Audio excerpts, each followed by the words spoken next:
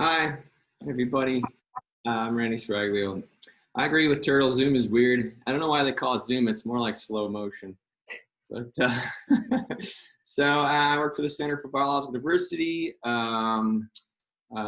We have partnered with Sky Island Alliance on a number of things over the years, and the Northern Jaguar Project as well. I've been to the reserve multiple times, thanks to Turtle and everyone else who works there and does that incredible work.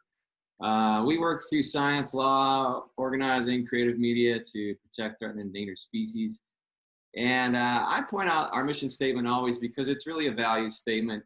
We believe that the welfare of human beings is deeply linked to nature and that diversity has intrinsic value. So that's why we go to bat for the jaguars and for the snails and the tiny little insects and all the other species that make the web of life in this beautiful world.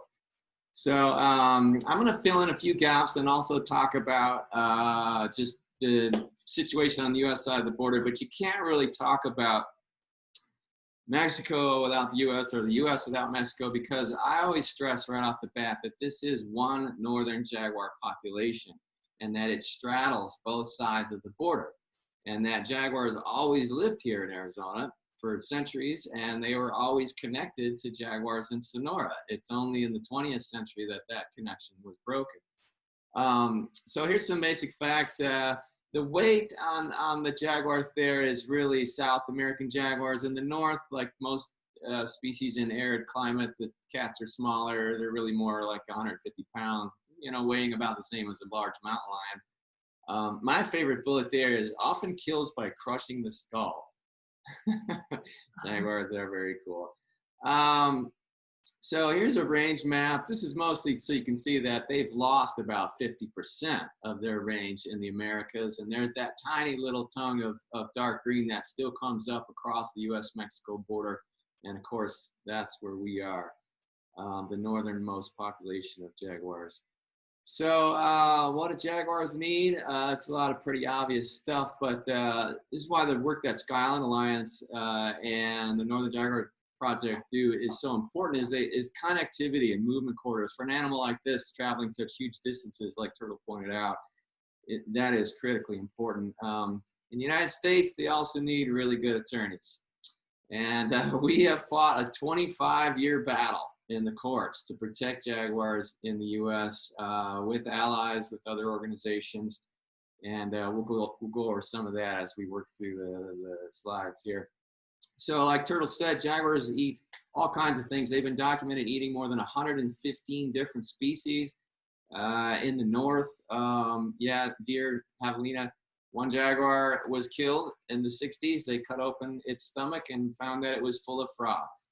It was right along the Santa Cruz River. So they will eat whatever they want. And in fact, in South America, in many places, this is the preferred prey item of jaguar. They eat caimans. And that is a very cool video if you Google that on the internets. That cat snuck through the water, snuck up behind that huge reptile, grabbed it by the head, probably killed it within about 10 seconds due to massive cranial trauma, and then swam back across the river with the reptile in its mouth and climbed up the bank and dragged it off into the jungle. So when you see things like that, it's not hard to understand why people revere jaguars as supernatural beasts for many years, spirits, like connection between the underworld and the above world, and many indigenous cultures revere jaguars in various different ways. And of course, even into the 20th century, this is a great mural of the jaguar, the spirit of the night, Quetzalcoatl, the spirit of the day, and how they're always in tension and conflict. Rufino Tamayo, the famous muralist. So unfortunately, not everyone in our culture reveres jaguars. The United States had a very efficient predator eradication program in the West in the 20th century. And unfortunately, Mexican wolves, jaguars, grizzly bears, species like that were never really very numerous to begin with, were completely wiped out in the Sky Island region on the U.S. side of the border. And I say completely, the jaguars probably never totally disappeared from the U.S. We didn't have a lot of cameras out back then, so they were probably always dispersing up here from the core population that survived in Sonora. But we would go, 10, 15 years without anybody reporting jaguars or killing them. Threats also include, these days, stupid presidents building border walls. We'll get into that in a little bit here too. So we've had 7 jaguars photographed on the U.S. side of the border, about a dozen in the borderlands, very close to the border if you count both sides, all of which have been males. Nobody knows where the nearest female is to the United States. We know where the core breeding population is down around the Northern Jaguar Reserve in that area, but we don't really know where the nearest female is. And believe me, there's lots of rumors that are always flying around in the jaguar world about how close that magic female may be. This is the guy that started it all, Macho B, for Tucson. When jaguars exploded into our awareness here in Tucson, Macho B was captured in 2009, and it was a botched capture. He dehydrated, his kidneys could not handle the sedative, and he died within a week of that capture. So this is one of the very last photos taken of Macho B. And when that happened, there was this real outpouring of grief and outrage in the Tucson community over this. It turned out that the capture was illegal. And Game and Fish Department tried to cover it up. There was a whistleblower. It was this big soap opera, this big saga over this. We sued, and then the Fish and Wildlife Service covered up the illegal capture by issuing a permit retroactively to the state agency so that they could get out of trouble for that. So Macho B was honored in the All Souls procession in Tucson that year with lots of people showed up in jaguar costumes and masks. This is a huge puppet that we made at the Center for Biodiversity to honor Macho B's life in the All Souls procession that year. And within a couple years, though, another jaguar showed up in Arizona. This cat was treated in the Whetstone Mountains in 2011 by a lion hunter who did the right thing and took photos and let him go, did not kill the cat. Then another photo popped up the very next year in the Santa Rita Mountains, and everybody looked at that and said, whoa, that's another jaguar.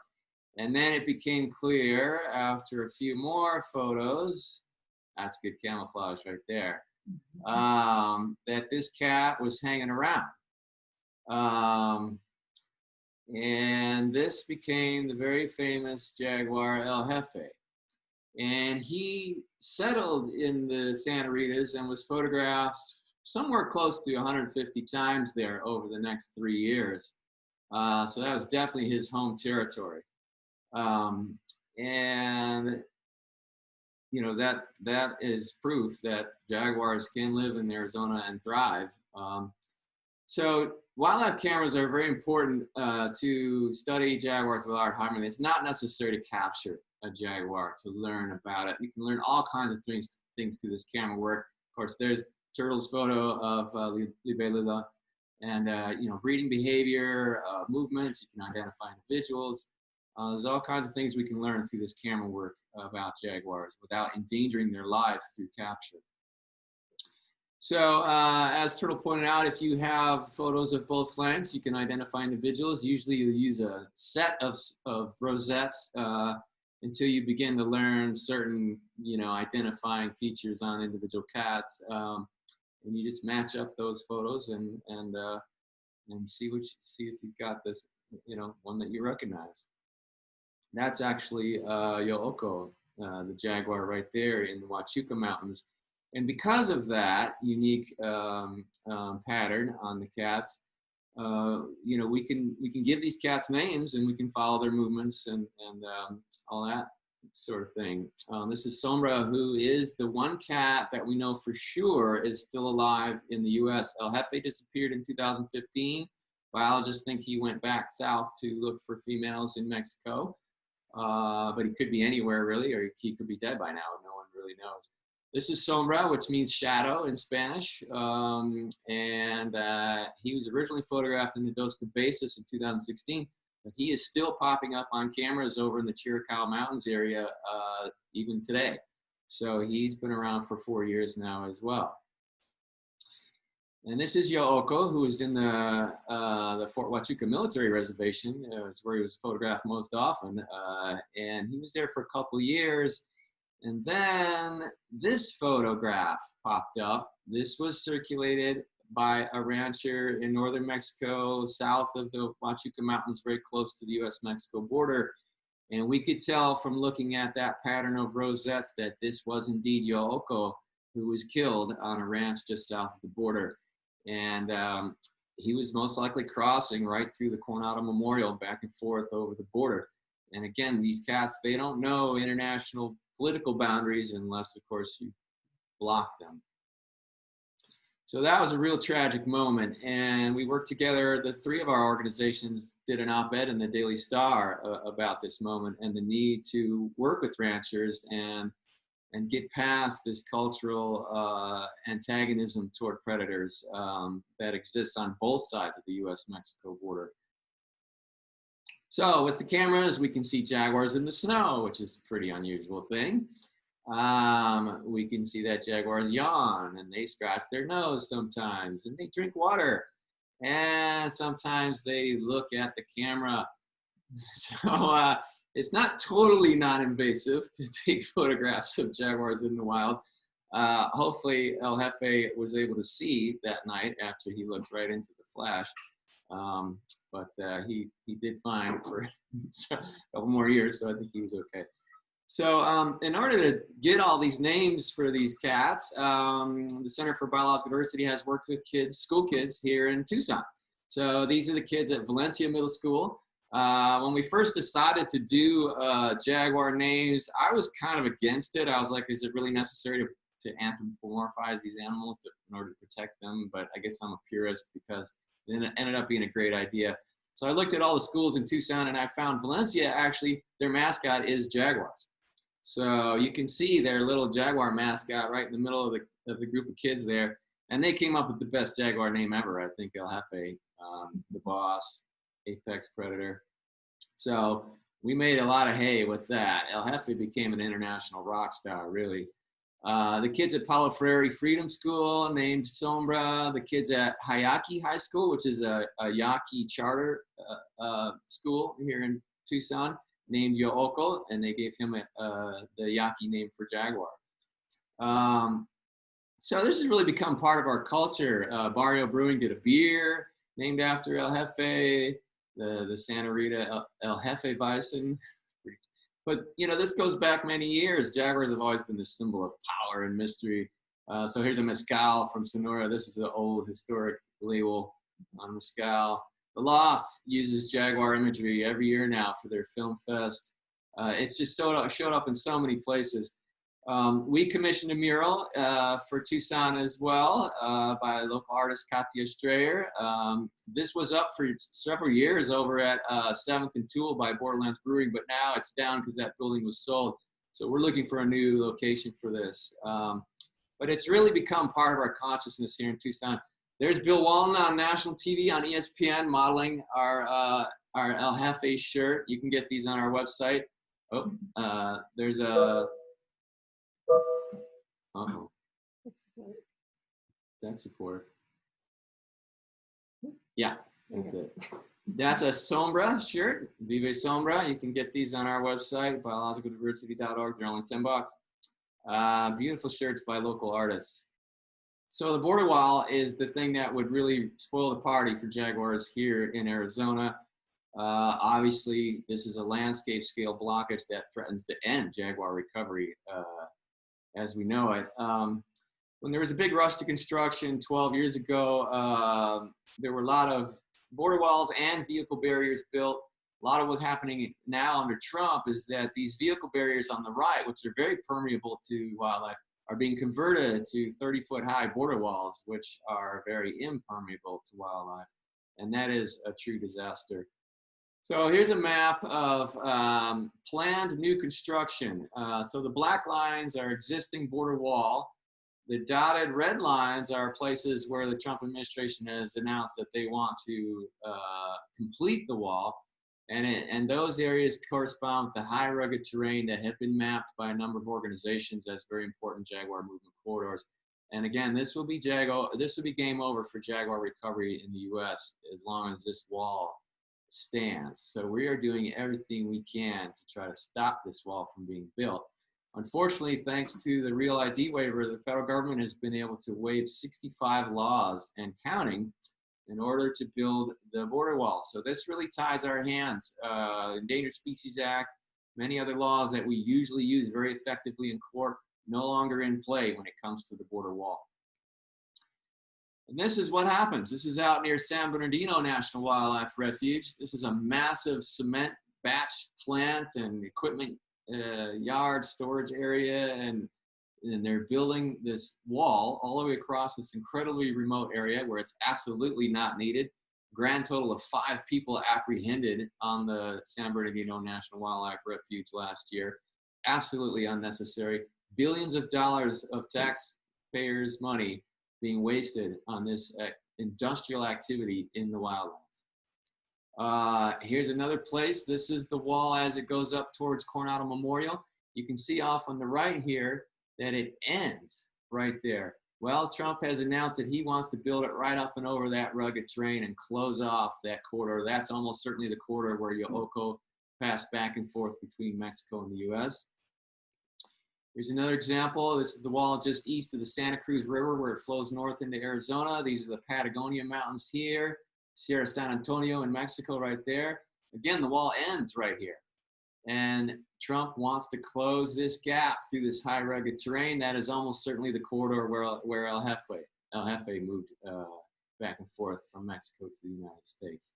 So these new segments that have been announced most recently would really be a total disaster for jaguars. So we have done so many things to fight this border wall for more than 20 years now.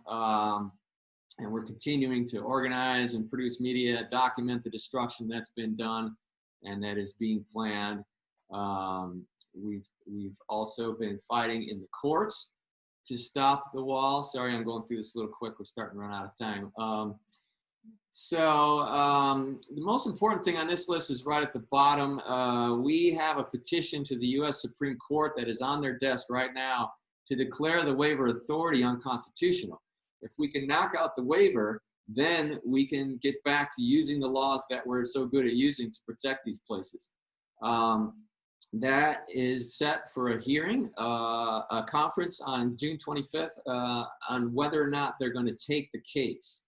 They have to first decide whether the case is worth hearing, and then if they do, then sometime next year, they would hear that case. This would be a huge victory in the border campaign if we can knock out the waiver and restore the rule of law in the borderlands.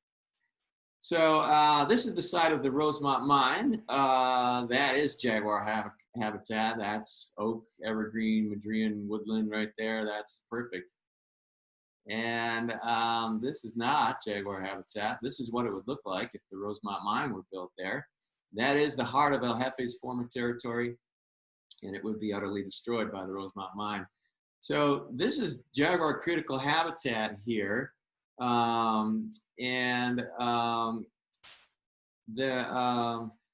Right there is where the Rosemont Mine would be. And there's actually another mine, the Imaris Marble Quarry is here. Rosemont also has holdings here. This whole piece of critical habitat would be completely cut off. The connectivity would be lost, and it would be a real blow for jaguar recovery in the U.S. Luckily, this one appears on our list of jaguar legal victories down there at the bottom.